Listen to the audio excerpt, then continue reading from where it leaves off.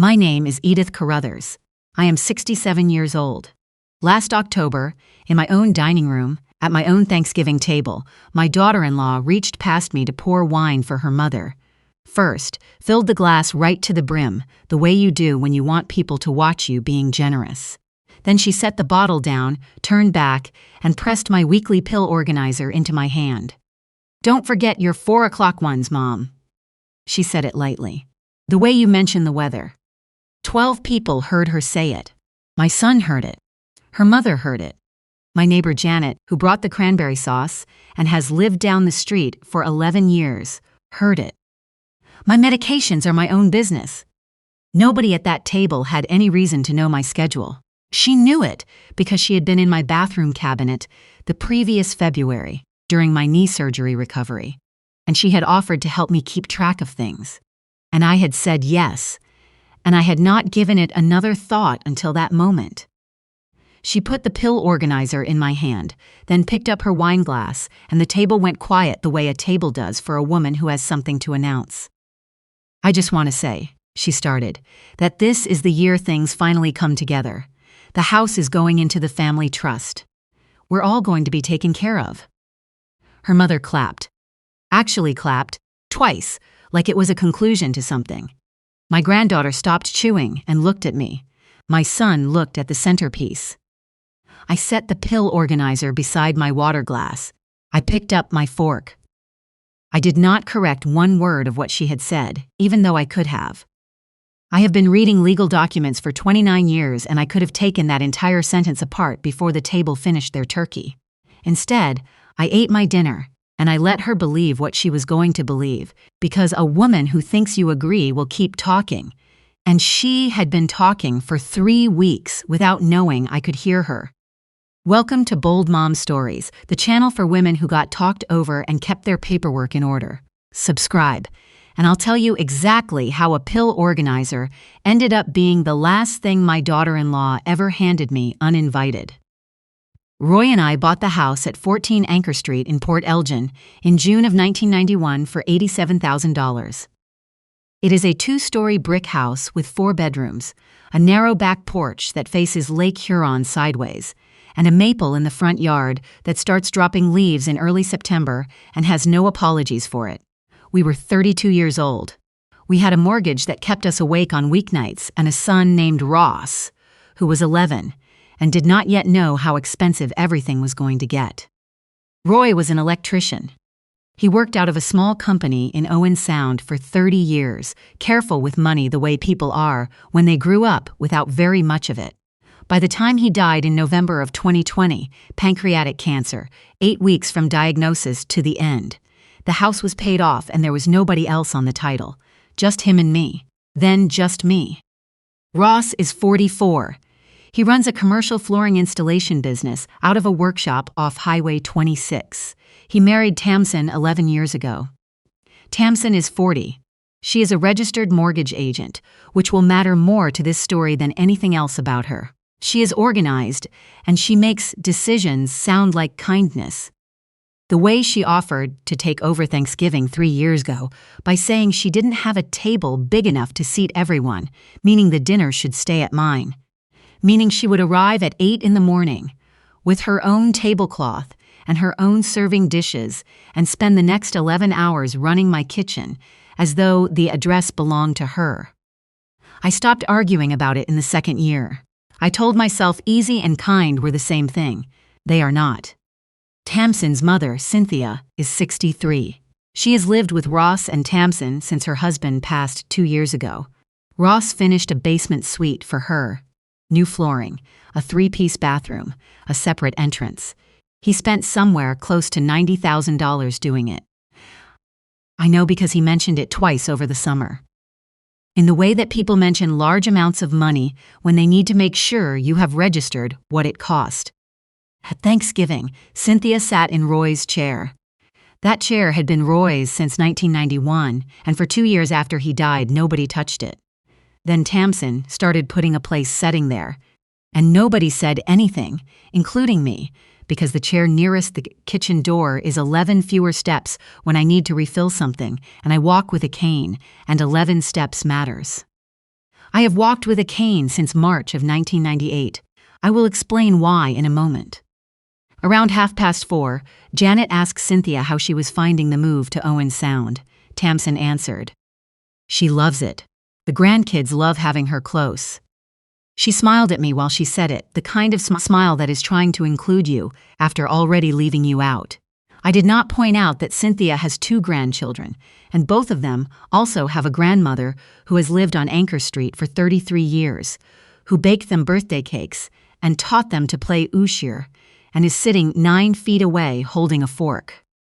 I did not say it. I have thought about that choice quite a bit since. Tamsin brought the wine around at 4:15. She started at the head of the table. She poured for Cynthia the way I described. Right to the rim, both hands on the bottle, the performance of generosity for an audience. Cynthia touched her wrist and said something about how lucky she was. Then Tamsin came down my side. She poured for Janet. She poured for Janet's husband. She walked past my glass without stopping. I assumed she had run low. Then she came back with the pill organizer from my bathroom cabinet that she had apparently brought downstairs with her, and she placed it in my hand. "Don't forget your 4 o'clock ones, Mom." I know it's easy to lose track with all the commotion. I need to be careful here because people get this wrong. I have not lost track of a single dose in 26 years. Not one. I built a system the first week I came home from rehabilitation in 1998 because I had nobody to remind me, and I understood immediately that I would need to be reliably responsible for my own body. I filled the pill organizer every Sunday morning at the kitchen table. By myself, 14 compartments, 7 days, 2 doses. It sits on the windowsill where I can see it from my chair. It is not a sign that I need managing. It is a sign that I am managed, by myself, on my own schedule, without assistance. Tamsin knows this. She had been in that bathroom cabinet. She knew exactly what the organizer was and was not, and she picked it up, walked it downstairs, and handed it to me in front of 12 people at my own table with the word commotion in her sentence. I took it. I held it in my left hand. I set it by my water glass, and I did not say one word. Then Tamsin raised her glass, and the table went quiet, and she made the announcement about the house and the trust, and Cynthia clapped. Here is what I need you to understand before anything else, because everything else depends on it. I was not shocked into silence. I was not humiliated into it. I had known something was coming for exactly 22 days, and I had spent 19 of those days deciding what I was going to do about it. I should tell you what I did for 29 years, because it is the only reason any of this ended the way it did. In September of 1989, I took a position as a plan records coordinator at Great West Life Assurance Company in London, Ontario, $21,000 a year. I took evening courses at Fanshawe College for 4 years, got a certificate in financial services administration that nobody formally asked to see, and kept getting moved into more technical roles. By 1999, I was in structured settlement payment services, where I stayed until I retired in August of 2018. 19 years, reading settlement contracts, verifying payees, responding to every phone call from every person who wanted to know whether they could sell or borrow against, or accelerate, or assign their payments. My answer was always the same sentence, read from the same paragraph in the same form. No, the payments cannot be sold, assigned, pledged, hypothecated, or otherwise transferred without a court order, and the application has to come from the buyer, not the payee. I read that paragraph so many times I can still say it without the paper in front of me. That will matter later. The reason I have a structured settlement of my own begins with a Tuesday afternoon in March of 1997. I was 37 years old. I was stopped at a red light on Highway 21 outside of Goderich. Second car back. A delivery van came up behind me at roughly 60 kilometers an hour and did not brake. The impact pushed my seat into full recline, and my neck took the load at an angle a neck is not designed for. C5-C6 herniation with partial spinal cord involvement. Incomplete injury, which means I kept some of what I had. Most movement, most sensation, enough function on my left side to work and drive and live independently. My right arm has not been the same since. I cannot lift more than about 4 kilograms on that side. My grip is unreliable. I have adapted over 26 years in the particular ways that people adapt when they have no intention of asking for help with things they can figure out themselves. I was in a hospital in London for 11 weeks, then in a rehabilitation facility in Guelph for 5 months after that. Ross was 15. He went to live with my sister Peggy in Stratford. 40 minutes from the hospital, practical, the only option that made sense, and he finished grade 10 there and started grade 11 at a school where he did not know anyone. Roy drove from Port Elgin to Guelph 5 evenings a week. He was working days and driving at night and keeping everything intact by himself, and I watched him from a hospital bed that first winter and understood exactly what it was costing him and could not do one thing about it. At Christmas, Peggy drove Ross up to the facility. We sat in the family room on the 2nd floor, and he opened a new hockey stick and a fleece jacket, and I could not stand up to hug him, so he had to bend down to me, and I felt him decide something in that moment. There are decisions you cannot see, but you can feel them, the way you feel a change in air pressure before a storm. I have thought about that moment for 26 years.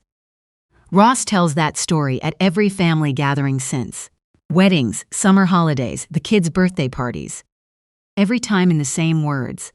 I came up from Stratford, and my mother was in a hospital chair, and I had to bend down to hug her because she couldn't stand up. He has never once said, and so did I, because I was in the chair. He got to carry that story, and I gave it to him willingly, because underneath everything else, I believed I owed him. 14 months had been taken from a 15-year-old boy, and I was the one sitting in the chair when it happened.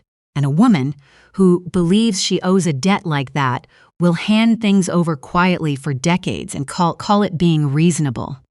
That was my weakness, not wanting to be liked, thinking that silence was a form of payment. The case settled in October of 1999 in a conference room in London.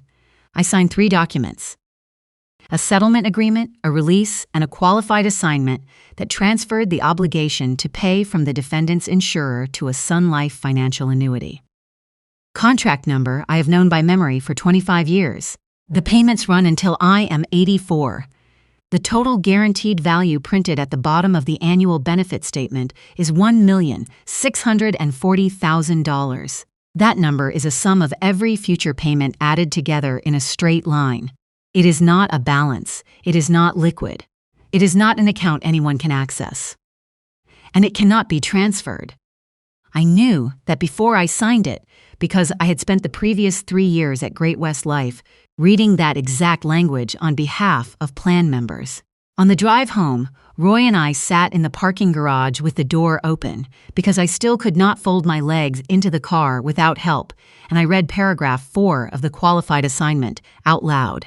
The payments cannot be sold, assigned, pledged, hypothecated, or transferred in any manner without a court order, and any such court order requires notice to the payee and a finding that the transfer is in the payee's best interest. Roy listened. Then he said, "So nobody can touch it." And I said, "That's what it means." I had read that paragraph 4,000 times. It was the first time I ever read it about myself. Tamsin is a registered mortgage agent. She reads financial documents for a living. She had seen my annual benefit statement because in April of last year, while I was recovering from the knee surgery, she helped me go through my paperwork to make sure nothing had lapsed while I was in hospital. She saw the total at the bottom of page 2. I did not think about that moment for months. Then I thought about it quite a lot. About the power of attorney. In February, Tamsin sat down at my kitchen table with a form and said I should sign a power of attorney for property so that Ross could manage things if I ended up back in hospital unexpectedly. Standard precaution. She already had the form filled out. She had put a sticky note on the signature line. I signed it. Ross is my son. It seemed reasonable, and I was still moving carefully from the surgery, and I did not read every line the way I would have read it on any normal day. In Ontario, a continuing power of attorney for property gives the attorney broad authority to manage financial and real estate matters. There are legal limits that most people do not know about. An attorney cannot make gifts from the grantor's estate. An attorney cannot benefit themselves or their family from the assets they manage, and the grantor can revoke the document at any time while mentally capable, with nothing more than a signed revocation witnessed by 2 people. I knew those limits existed because in 2002, I helped draft guidance for plan members about their legal representatives, and I pulled the relevant sections of the Substitute Decisions Act to do it. I still have the binder. On the 23rd of September, 22 days before Thanksgiving, Ross called to ask whether I had received any documents about the house. He called it property registration paperwork. There is no such thing as property registration paperwork that arrives unsolicited for a house you have owned outright for 30 years. I told him I hadn't received anything and asked why he was asking. He said, Tamsin just wanted to make sure things were organized. I thanked him and hung up and sat at the kitchen table with my hands flat on it for a few minutes. Then I got my reference binder off the shelf. I read the revocation sections of the Substitute Decisions Act twice. I found the revocation form, which is 2 pages long and available on the Ontario government website. Then I called my friend Constance, who is 69 and has been unflappable for as long as I have known her, and I asked if she would be available the Friday after Thanksgiving for a short errand that involved signing her name to something. She said yes without asking what it was, which is what 20 years of friendship looks like. I did not revoke the power of attorney before Thanksgiving. I wanted to hear what was going to be said at that table. A person who thinks you are not paying attention will tell you things. Tamsin told me quite a lot that afternoon. She just thought she was celebrating. The rest of dinner went the way those dinners go. Cynthia told a story about a contractor who had failed her husband's business years ago. Ross talked about a big commercial job that had come through. He mentioned it twice, which is one more time than a man says something when it is true. He did not look at me between 4 o'clock and 8:30. Not once. My son sat 11 feet away from me for more than 4 hours and never once let his eyes come down to my end of the table. At 6:15, Cora carried my plate to the kitchen. She came back and stood beside my chair for about 2 minutes, not saying anything, just standing there with her hand resting on the back of it. She is 15. Then she said quietly, "I'll do the glasses, Grandma. You just sit." She is a good kid. I genuinely do not know where she came from. They left at 9:30. I heard the car doors. Then the street was quiet, and I went and got a pen. Here is what my kitchen looks like at 10 o'clock on a Tuesday night in October. The ceiling light has a low hum that Roy kept meaning to fix and never did. His chair is at the head of the table, 3 inches from where he kept it, because I moved it after he died and then moved it mostly back because the floor still has the mark and I would rather look at the mark than not.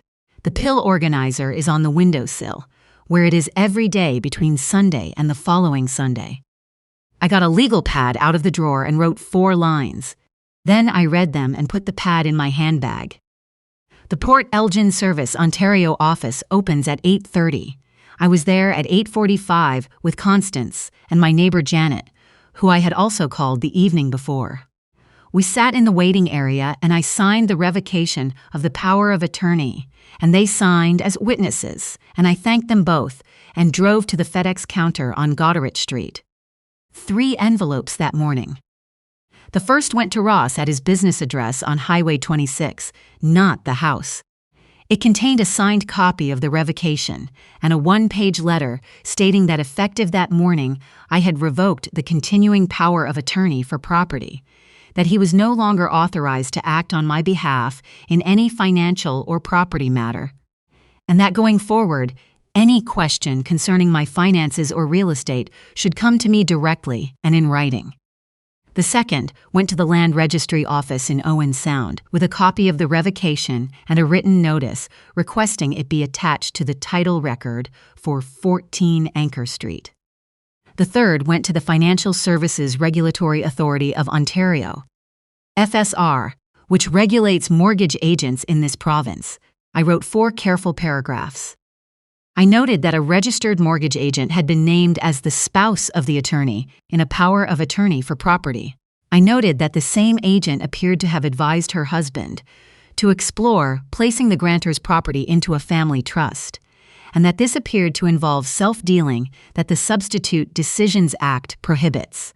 I included the date the POA was signed, the date it was revoked, notes from both of Ross's phone calls with dates and times, and a copy of the relevant statutory provisions with the applicable sections underlined. Then I went home, called Sun Life, and reinstated myself as the sole contact on my annuity file, removing the family member authorization I had added in April, and changed the signing instructions on my bank accounts. I want to be clear about what I did that morning, because people keep expecting it to be more dramatic than it was. I did not hire an investigator. I did not confront anyone.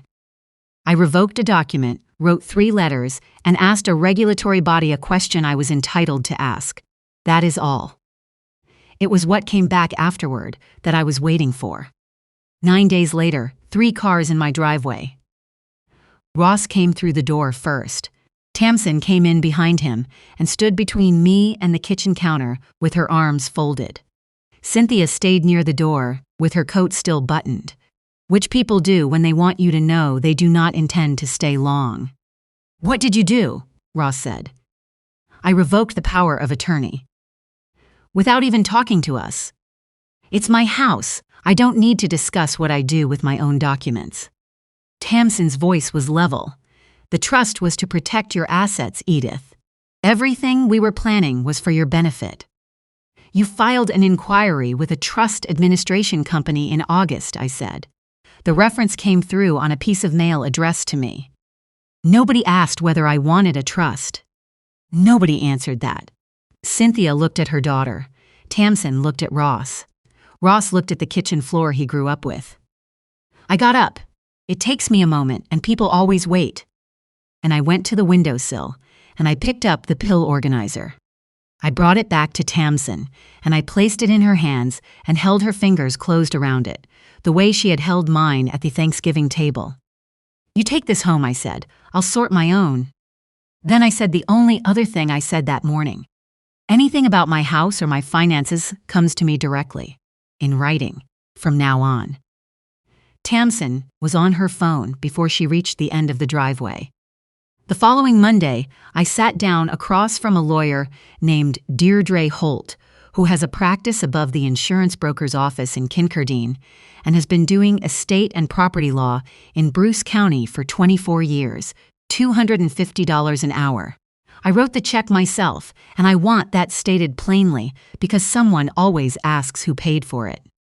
She confirmed what I already knew from the statute and added 2 things I had not considered. First, if a trust had been formed using a power of attorney without the grantor's knowledge or genuine informed consent, it would have been voidable, and any mortgage agent who had provided material advice toward that outcome would have a serious problem with their regulator. Second, the FSRA complaint was precisely the right step, not because it would necessarily result in a penalty, but because it would create a file with a number.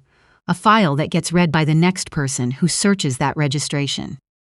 She asked whether I wanted her to pursue further action. I said no. I said I wanted the complaint to be accurate and complete, and I wanted it on the public record. She said most of her clients want to resolve these things quietly. I told her I had been quiet about a great many things for 26 years, and I was done applying that approach to my own legal rights. Deirdre charged me $650 in total. The receipt is in the accordion folder I keep for this matter, behind the tab marked Legal in front of the FedEx tracking records and behind the FSRA file reference number. In November, FSRA sent Tamsin a formal notice of investigation. In January, they requested her complete file on any matter relating to me. In that file, there was an email she had written to a colleague in August. A colleague who worked at a trust administration company. The relevant sentence read, "The POA is already signed. If we can move the property into the structure before year end, it can be used to secure the operating loan, and we won't need to involve Edith in the day-to-day. That email went into the FSRA file. FSRA files on registered agents are publicly searchable. 3 women from my church in Southampton told me in March that they had read it. Nobody told me who told them to look. Nobody called about Christmas. No invitation. No message. On December 24th, Cynthia posted a photograph on Facebook of a table with 8 place settings and wrote underneath it, "Blessed with family this year." At 9:20 on Christmas night, my granddaughter texted me a photograph of the tree. 2 words, "Merry Christmas." Then 40 minutes later, "I saved you the last butter tart." I ate scrambled eggs for dinner and I did not cry about it. I want to say that plainly because people expect it. I cried in 1997, in a hospital room with a paper Christmas tree and a parking garage outside the window, when my son had to bend down to hug me because I could not stand up, and I have not cried about very much since. A pill organizer handed to you in front of a dinner party is not worth tears. What it is worth is 3 certified letters and a very organized accordion folder. The FSRA issued a formal caution to Tamsin in February and required additional compliance training as a condition of her license renewal. A formal caution is on the public registry under her registration number. It follows a mortgage agent to every firm they work for and every license renewal they file. It is not the kind of thing that goes away. The family trust was never formed. The operating loan application did not go forward. Ross returned the large commercial tile saw to the finance company in March and moved into a smaller workshop off County Road 17 in April. He is a capable tradesman. He has always been good at the work itself. That was never the problem. Cynthia moved to Kitchener in March to live with her sister. In the hall outside the FSRA hearing where Ross gave his statement, he said to me, "You were in the hospital for 6 months. I had to finish grade 10. At a school where I knew no one. Do you understand what that was like?" And there it was, 26 years of that story, the one he tells at every gathering in the same words, and finally he was saying it directly to me. I said, "I was in the hospital because someone hit my car from behind at a stoplight, and I spent every single day of those 6 months thinking about what it was doing to you. So yes, I know exactly what it was like." He did not answer. We stood in that hallway for about 15 seconds, and then I walked to the elevator because I cannot do stairs easily, and he let me go. In March, I wrote Ross a letter. Regular mail, 1 stamp, no tracking number, because I did not need proof of it anymore. 3 paragraphs.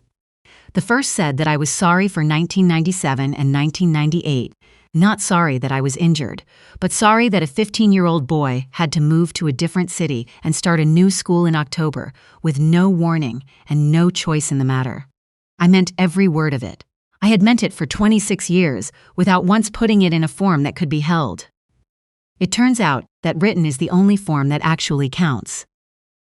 The second paragraph said that I was not sorry for revoking that power of attorney and that I would revoke it again on any morning of any year without hesitation.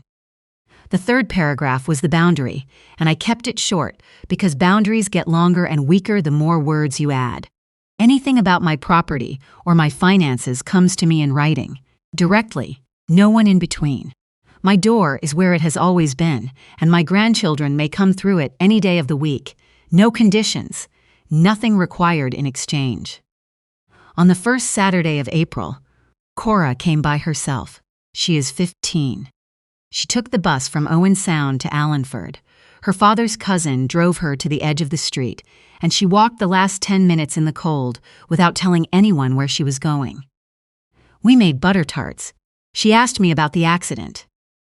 She had heard the version her father tells, the one about the hospital chair, but she had never heard the version that includes the 6 months of physical therapy and learning to write a file note with my left hand and coming home to an empty house and figuring out a pill organizer system in the first week because there was nobody else to make sure I took them.